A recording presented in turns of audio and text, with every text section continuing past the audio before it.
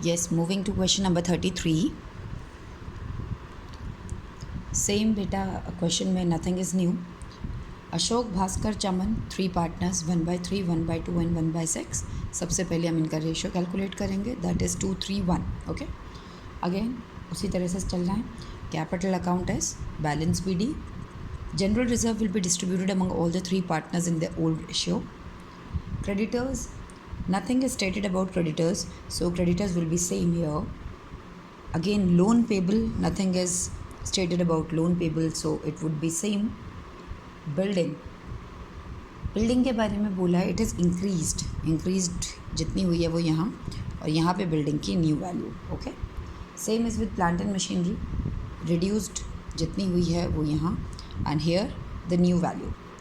Then comes the furniture के बारे में बोला गया है, वो भी रिड्यूस हो गया है, तो फर्नीचर की रिड्यूस्ड वैल्यू यहाँ पर और न्यू वैल्यू माइनस करने के बाद यहाँ पर.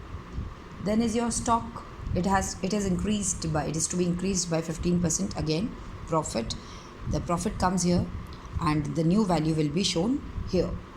After that, debtors के बारे में 1,80,000 के debtors थे. PDD बना हुआ था 5,000 का. Point number D, provision for doubtful डेप्ट to be raise to 20,000. Provision को 20,000 रुपये तक पहुंचाना है, बोला है, is to be raised to 20,000. 5,000 is already maintain. How much you have to make now? You have to make 15,000 more. So 15,000 is our new loss. Here 15,000, and now the total provision is 20,000, which would be deducted from debtors. After that, cash in hand is given. Put a star and write it here. Then is your advertisement suspense, definitely. वो इधर तीनों partners में old ratio में right of हो जाएगा. Step 1 is very very clear, that is putting all the items of balance sheet on the right place. Now come to the adjustment part.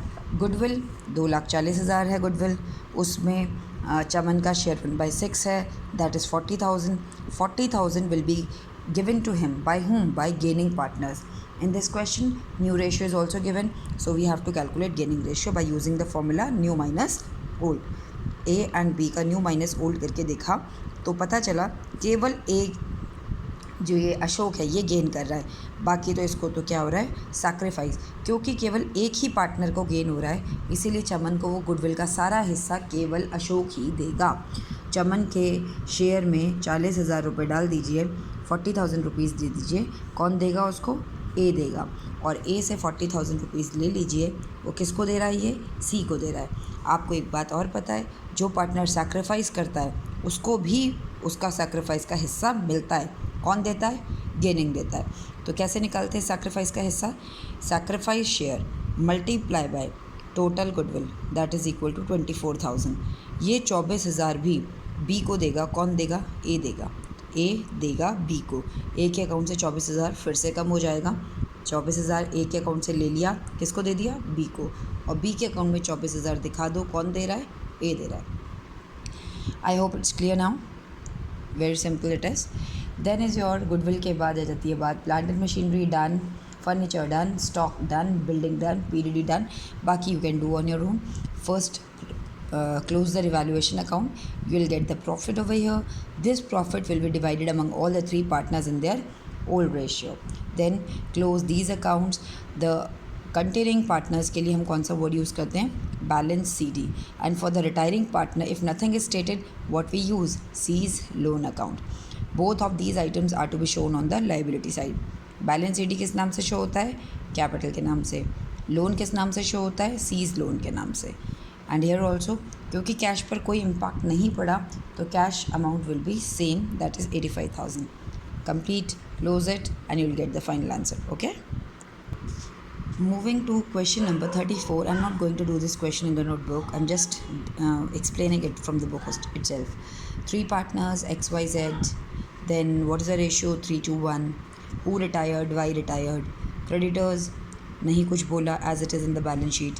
Bills payable नहीं कुछ बोला, as it is in the balance sheet. Expenses owing के बारे में बोला है कि अब वो कितने पहुंच गए हैं? 37,500. पहले कितने थे? 45. लाइबिलिटी साइड के अगर आइटम कम हो रहे हैं तो इसका मतलब हमारा फ़ायदा है. 45,000 के पहले थे, अब 37,500 के रह गए. What ever the difference is, जो इन दोनों का डिफरेंस है वो रिवैल्यूएशन के क्रेडिट साइड में दिखा दीजिए, फ़ायदा है। और अब आपने लाइबिलिटीज़ में एक्सपेंसेस ओइंग को कितना दिखाना है, 37500। इसके बाद जनरल रिजर्व है, तीनों पार्टनर्स में बटेगा ओल्ड रेशो में। Capital account balance BD, cash in hand cash at bank पे कोई फ़र्क नहीं है, एज इट इज़ उसको बैलेंस शीट में डाल दीजिए। डेटर्स के बारे में कोई एडजस्टमेंट नहीं है, एज इट इज़ डाल दीजिए। स्टॉक के बारे में भी कुछ नहीं बोला है, एज इट इज़ डाल दीजिए। फैक्ट्री प्रीमिसेस के बारे में बोला है, अब उसकी वैल्यू 2,43,000 हो गई है, पहले कितनी थी, 2,25,000। तो ये 18,000 से जो बढ़ गई है, ये आपका फ़ायदा। 18,000 आप रिवैल्यूएशन के क्रेडिट में दिखाइए और 2,43,000 आप एसेट्स में दिखाइए। मशीनरी के बारे में बोला है, उनकी वैल्यू 10% कम कर देना, लूज टूल्स की भी वैल्यू 10% कम कर देना। This question is quite very simple.